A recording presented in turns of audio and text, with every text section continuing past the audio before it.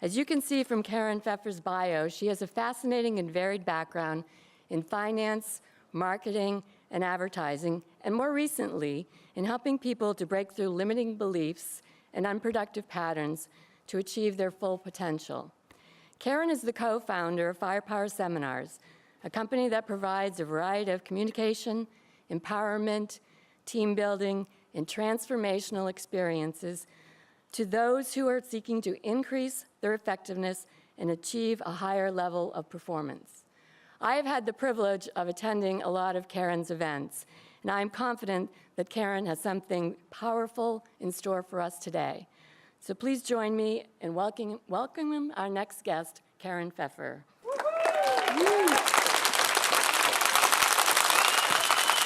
Thank you, Anne. Thank you, Anne. It is so exciting to be here. Are we excited? Yeah. Let's hear it, let's hear it. Yeah, absolutely. I consider myself a difference maker, and I know that Mary Wong started the difference maker movement. Everybody here is a difference maker, yes? Yes. All right, excellent, excellent. What I want to do, well, first of all, stand up and give yourselves a round of applause for being difference makers. Come on. Yeah. Yeah.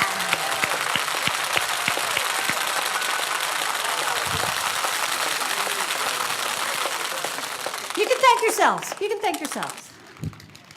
What we've been hearing all day today is about the power of innovation and collaboration, about leveraging your strengths so you can truly be where you're meant to be so that you can be a difference maker impacting the communities in which you serve.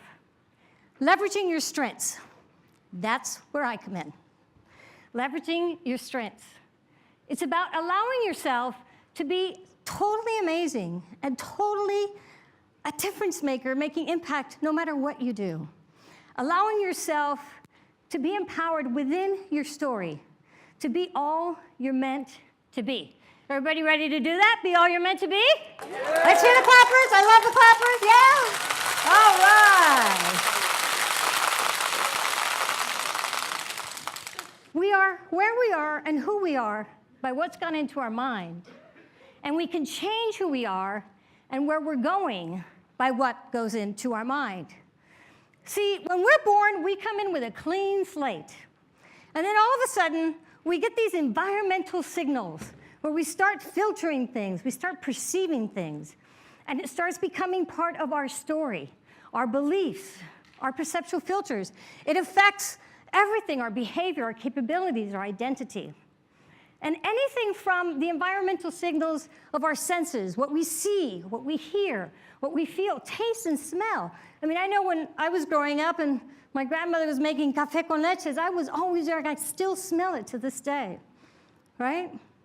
The culture you're brought up in, the language, the values, the stories that you hear, they all impact us. They all impact us. So the question is, how do we apply this to ourselves? Well, let me share how this model of the world, how we take all these perceptual filters, all these environmental signals, and how it shapes our beliefs and our story. Let me share my story. I was born to a father from Kansas and a mother from Puerto Rico. All right, we have Kansas here. Let me introduce you to them. This is Carmen Maria Alvarez Ereter de Pfeffer. Any Hispanics here? Yes, of course, of course. And my dad, Wendell John Pfeffer, and of course, there's me. Now, growing up, I was born in Caracas, Venezuela, and I was there, we have some Venezuelans, all right. I was born in Caracas, Venezuela, and I was there until the age of 15. Now, growing up with my parents was quite an experience. It was like an old TV sitcom called I Love Lucy. Anybody remember that one? Except it was reversed. It was reversed. My dad, the gringo, spoke horrible Spanish, and my mother could speak, she would talk like this with a very thick accent, You know what I'm talking about? Yeah? Okay. So there was many unusual occurrences that would take place in our household. For example, the time that a family member came by from Puerto Rico, my mother's family, and she opened, she comes to the door to the house, and my father opens up the door, and in broken Spanish, she says, "Hola, ¿cómo está la viejera?"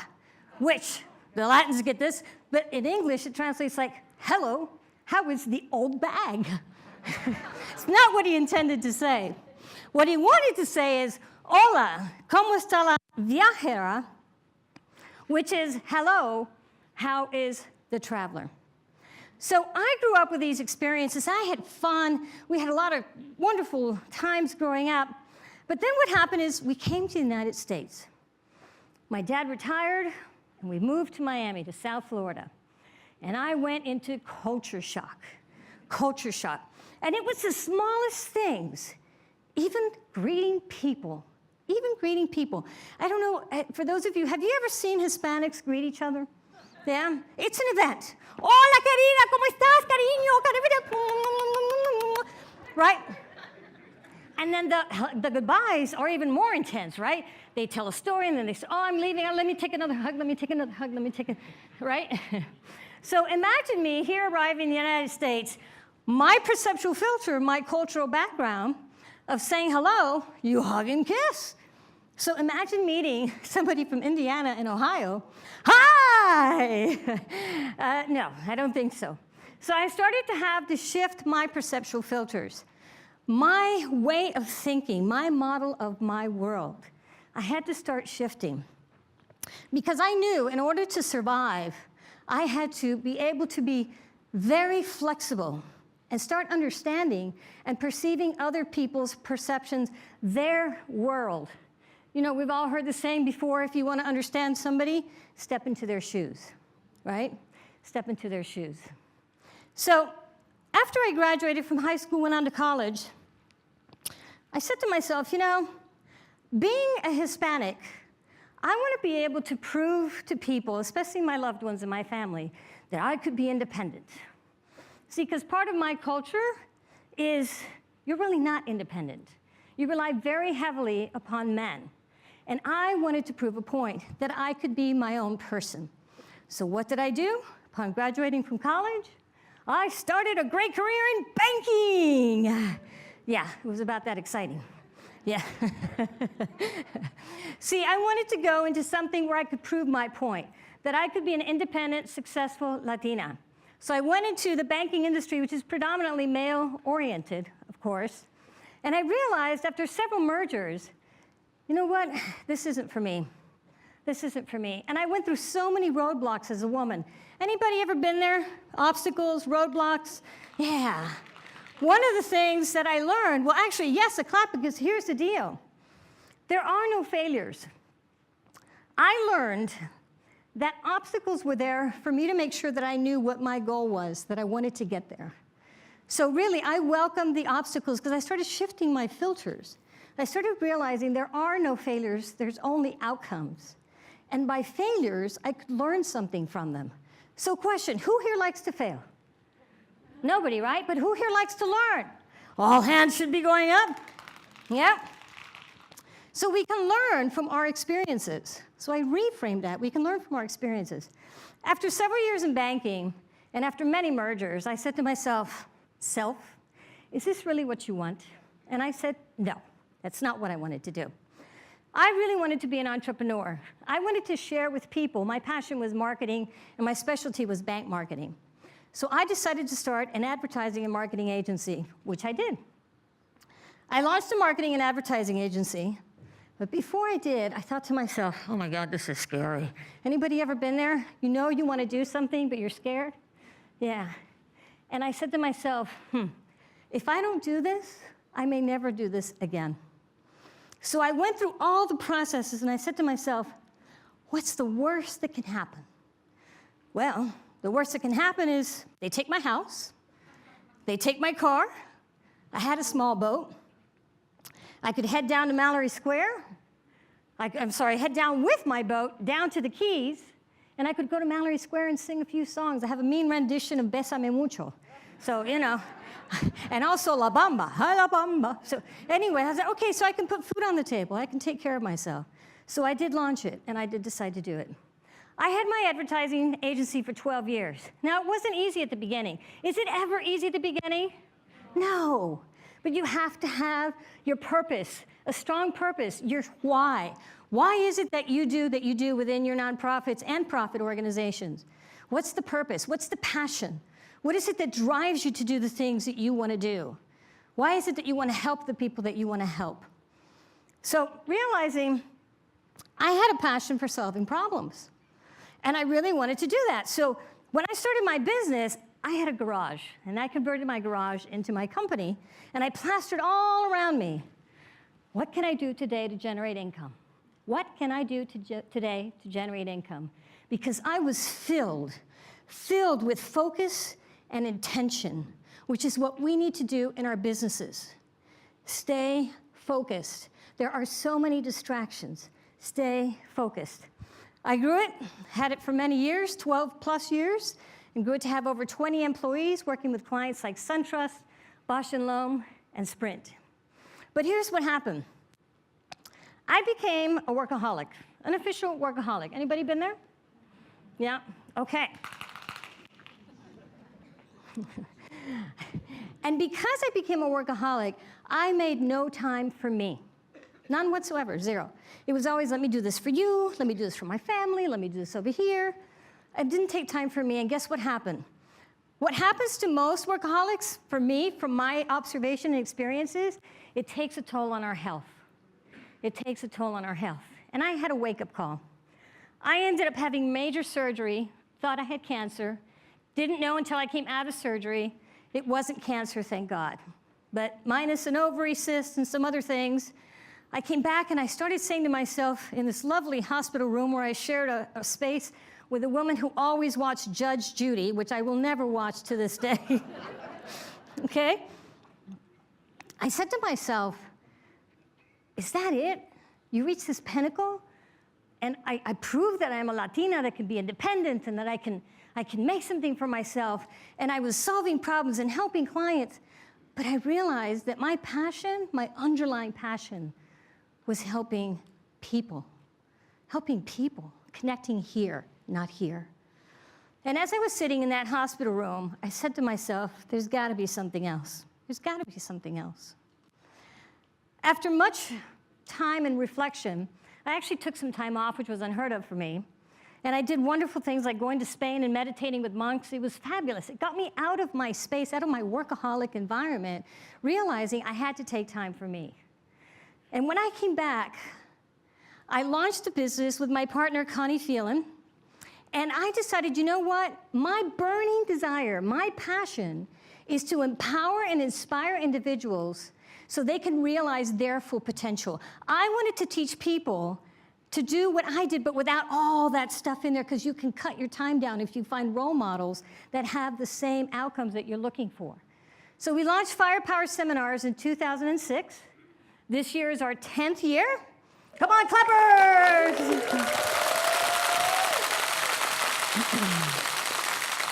Our 10th year.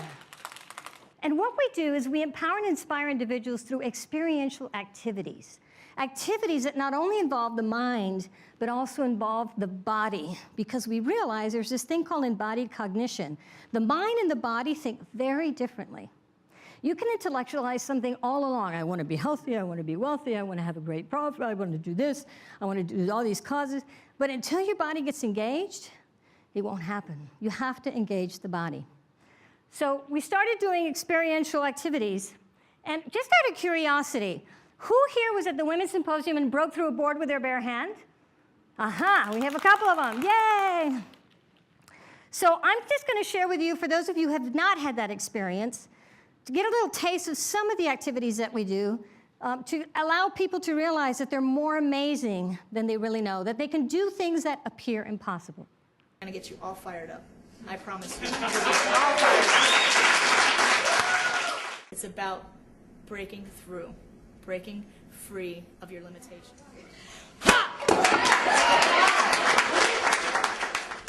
Cement brick. This is actually a capstone.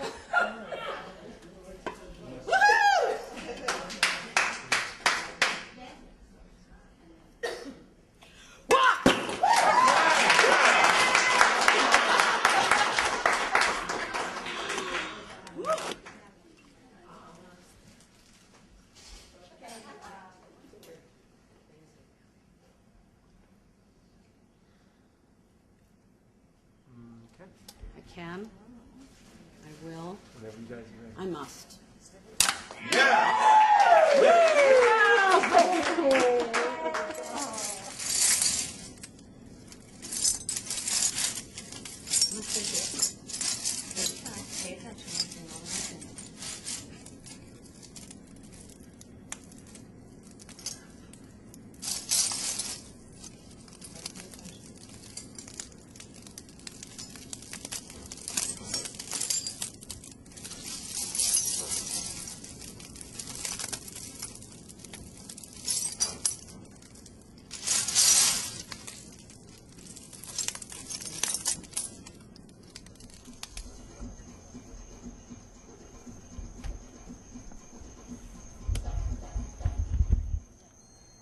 Just like that.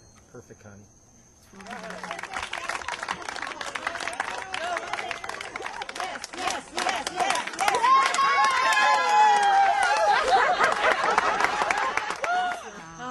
It was awesome. Yes, it was really was. awesome.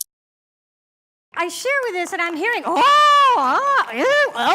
I'm looking at your expressions. Let me tell you, there is absolutely no practical application for any of the activities that you just saw. Absolutely none.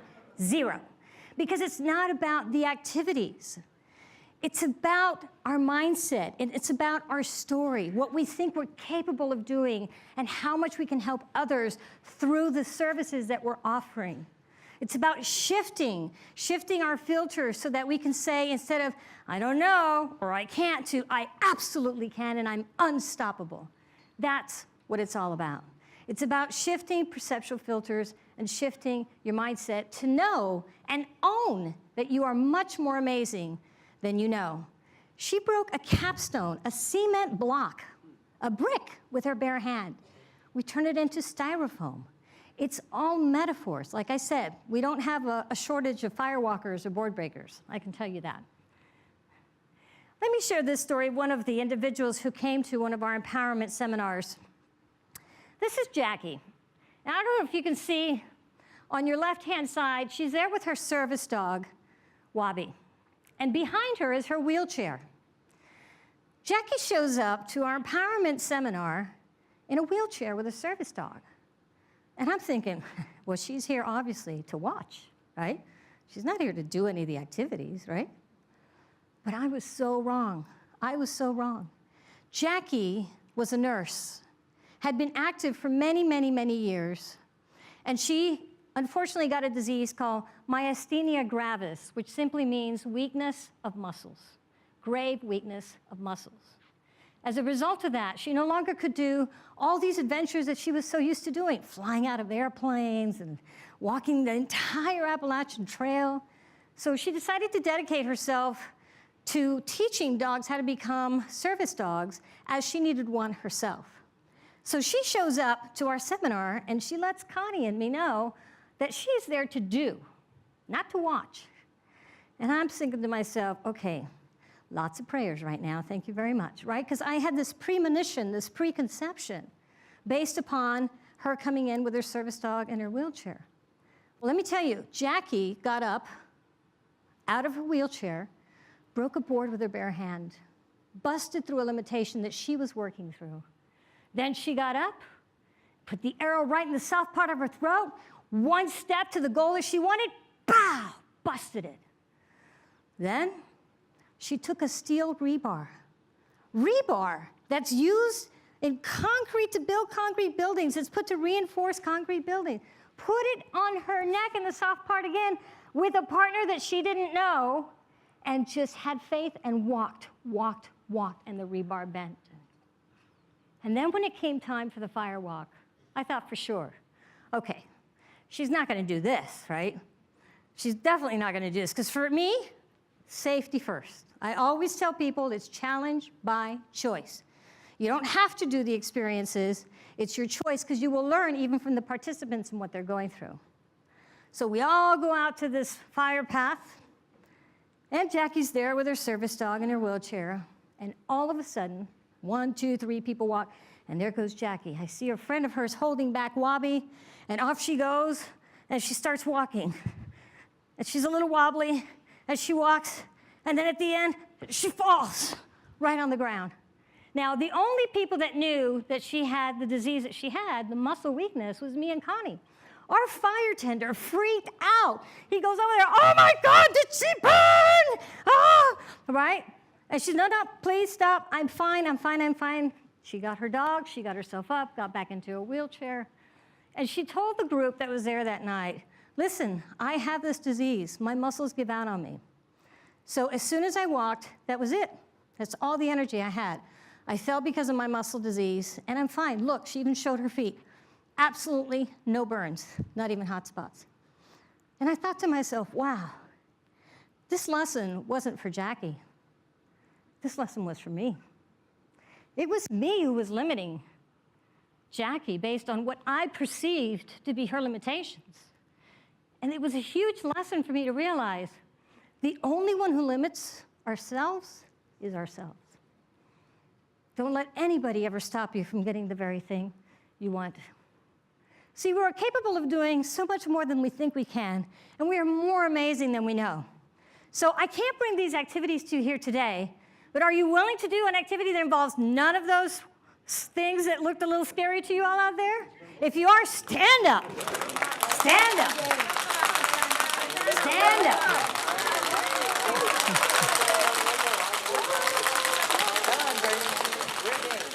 Okay. Here's the activity. I want you to stand still where you are, and I want you to have enough space around you so you're going to be able to lift up your right arm with the index finger pointing up, and so you can go behind your body without hitting or smacking the person next to you or poking an eyeball out, okay? Got it? Okay? All right, great. So put your hands by your side. Keep your legs stationary. Go ahead and raise your right arm, index finger, and go around your body and notice how far you can go. Just notice how far you can go. Make a little note of it. Somebody's face, the wall, whatever. Got it? Okay, put your hands down by your side, please. Now playful out, playful out. I want you to close your eyes for a minute, and in your mind's eye, close your eyes, and in your mind, I want you to imagine that you're raising your arm again with your index finger pointed up. And this time, you're going much, much further than where you were a moment ago. You're going to go way past that point that you had marked off, way past it. Okay? Open your eyes. Lift up your finger and your arm. Stay stationary and go. Much further, right? Notice who went further than where they were just a minute ago. Look at the room. Look at the room. So we're capable of doing more than what we think is possible. Have a seat. Have a seat. That didn't hurt, did it? No, that didn't hurt. Okay, excellent. The power of beliefs. Your story and your beliefs are completely intertwined. It's a big web that we weave. And your beliefs and story can either empower you or disempower you. Remember, I've been saying this, whoever you are, no matter where you are, you can change who you are and where you're going by what goes into your mind. Beliefs. What you believe about yourself is who you become. You create your own reality. Remember that model of the world? You create your own reality, and you can shift that by shifting your perspective. Have people let you know how awesome you are.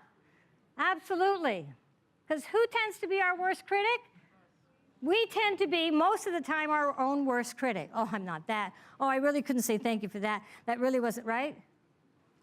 You create your own reality with your beliefs and your story. What you believe about life becomes your experience. If you come from a place of lack, we don't have enough, we're not going to make it, we can't do it, guess what? Whether you believe you're right or wrong, whether you believe you can or can't, you're absolutely right. You are absolutely right. It's you who gets to decide your story and your beliefs. It's you who gets to decide. What is a belief anyways? A belief is nothing more than a feeling of certainty. A feeling of certainty of what something means based on all the experiences that we have had, all those environmental signals that have come into us, that becomes our world. That becomes our world. See, you have tremendous power and tremendous capabilities, and it's up to you to tap into that. Because your story and your beliefs can create or destroy. Your choice. And I choose to create. I know we all do here. It's just good to notice and pay attention. There are two types of beliefs. Two types. The first one is the empowering one, where it's self-enhancing, where I believe I am unstoppable. I can do anything I set my mind to do. And if I believe it, so it is true. Because if you have a goal for your nonprofit or your profit organization, it doesn't matter how many obstacles are going to show up. If your goal and your passion is lit up and you are on fire, you're going to find a way to get it. You're going to find a way to get it. So make sure you are passionate about your cause and your purpose and why you're doing what you're doing. Self-defeating, disempowering beliefs. I don't know. Takes so much time. I don't have enough education. I'm too old. I'm too young. I mean, we have a 14-year-old here who's showing and being an example, right? There is no such thing. Yes, thank you.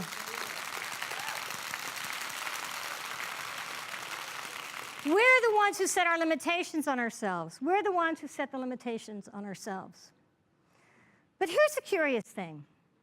Here's the word belief. What is right in the center of this word? Anybody see that? Yeah, lie. Lie. Remember I said earlier, belief is nothing more than a feeling of certainty of something that you believe to be true, but sometimes it's not true.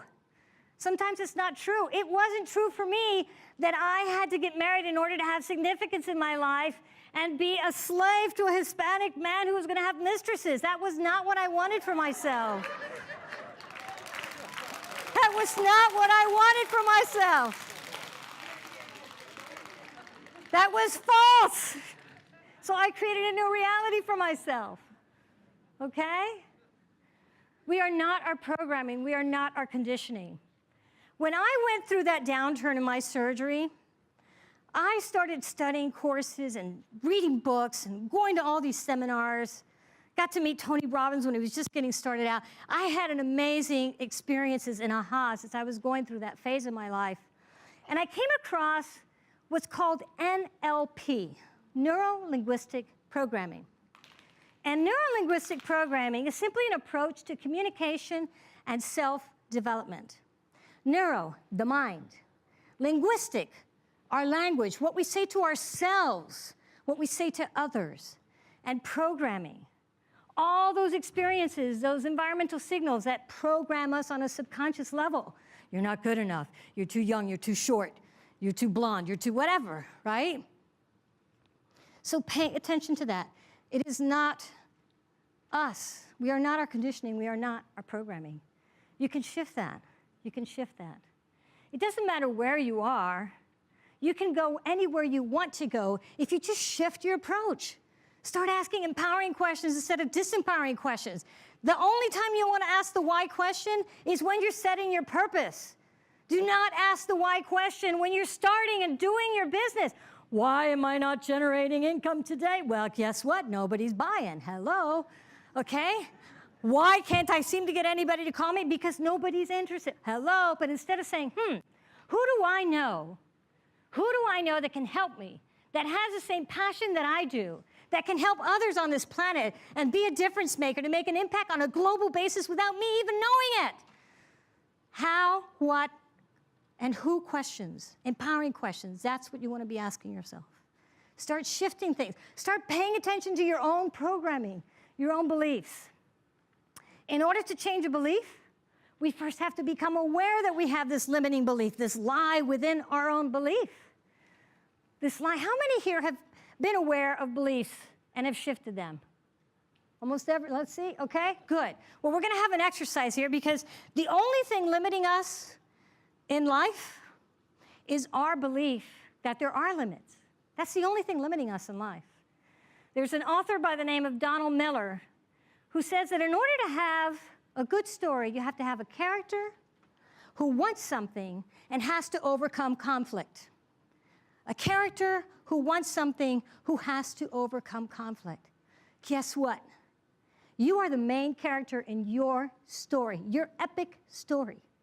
And you get to decide what beliefs, what strengths, what attributes, and what story you're going to have from this day forward. See, your beliefs and story, they matter. Oh, do they matter? Do they matter? We've all heard it before. People don't care about what you know until they know how much you care about them, right? Right? And we've all been there. There is no road from A to Z that's a straight line. Anybody been on a straight line from A? No, it goes over here, back here, under the table, back here. It's like, oh, I'm back here, 5 steps back again, right? Oh, let me go forward again. So make sure you know and you're clear and you're focused on what your intention is. How are you empowering others? Be clear. So I want to give you a very simple exercise on reframing, because remember the first step is awareness. So reframing, I'll share some of mine, and perhaps that will trigger some for you.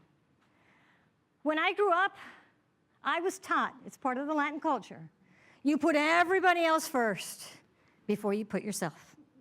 Everybody, you take care of everybody else, even the animals, okay? As a woman, you're last. That's what we're taught in our culture. So I had to reframe that. If I take care of myself first, I can take care of others at outrageously outstanding levels, and I do. Because those of you who know me and know my story, I do not take phone calls before 9 o'clock. My morning is spent meditating and rebounding and putting affirmations and centering myself so I am ready to help those that need my help. Thank you, thank you, thank you.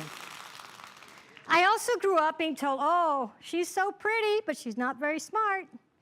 And so when I had my ad agency, mind you, we have millions of sales going through. I have 20 employees. We're doing work with Bosch & Lowe on an international basis. And I go to this NLP course, right? And I'm telling the instructor, well, you know, I don't think I'm really that smart. She's like, what? Have you seen all the things that you've done? Take inventory of all your successes. When I did a timeline on my life, and I was like, wow, I did that? I was the first female bank marketing president for the association. I did this and that. I guess I am smart. Who knew? I didn't know. I had to reframe that. Not good enough, not worthy enough. And this is what I shifted them to. I take care of myself first so I can take care of others at outrageously outstanding levels. And to me, I love being outrageously outstanding, helping others. It's my passion. It's our passion at Firepower Seminars. I am intelligent, smart, and wise. Tony Robbins always said, well, I have a PhD in results. Well, so do I, right? I may not have a PhD, but I have PhD in results. I deserve to have abundance in all areas of life. Look at your life and notice, where is it a little off? Start paying attention. Start noticing and taking care of those areas. Is it your relationships? Is it your health? Is it your finances, your career, your spirituality, whatever it is for you? Make sure you take the time to do this. Awareness. Awareness is the first thing. I want to tell you that your story really does matter. You've been hearing it all day long. All day long. Your beliefs matter. Your perceptual filters matter. You're going to take the time by yourself to pay attention to those beliefs that are not empowering you and shifting them, realizing that there could potentially be a lie in there. You'll do that on your own. But realize that anyone can grow to love you and your organization based on what they hear from your story. Anyone can grow to love you. My passion is helping women especially, because we've had it really rough, especially those of us who are entrepreneurs. And moving forward, that's my passion, because I had to go through it myself.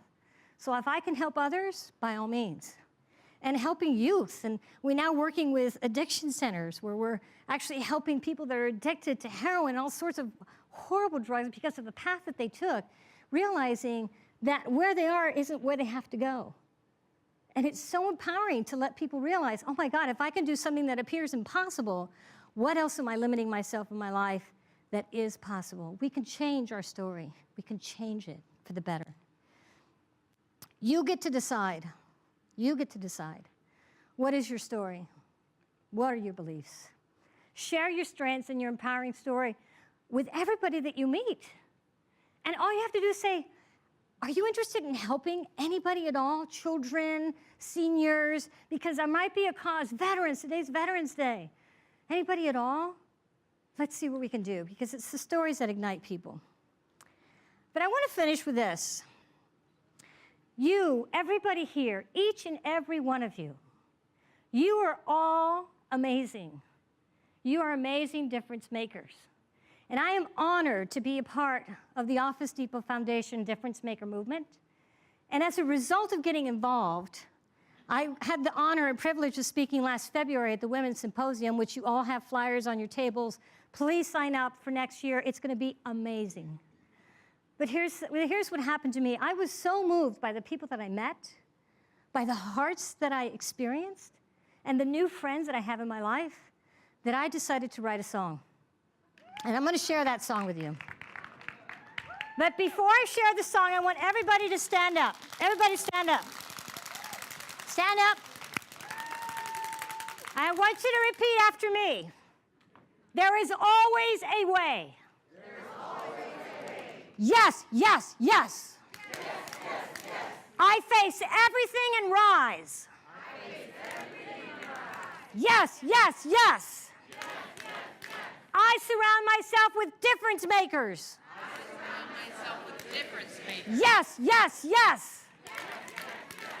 I ignite my fire within. I ignite my fire within. Yes, yes, yes. Yes, yes, yes. I share my story courageously. I share my story courageously. Yes, yes, yes. Yes, yes, yes. So here's a song.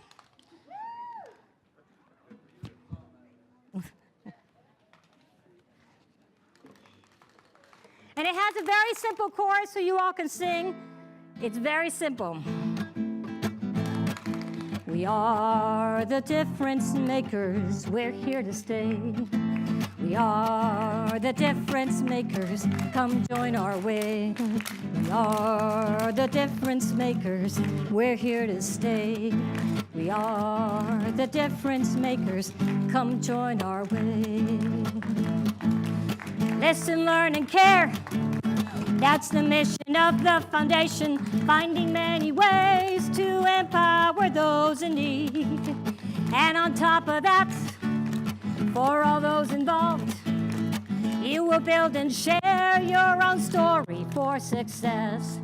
We are, everybody sing, the difference makers. We're here to stay, we're here to stay. We are the difference makers. Come join our wave. Again, we are the difference makers. We're here to stay.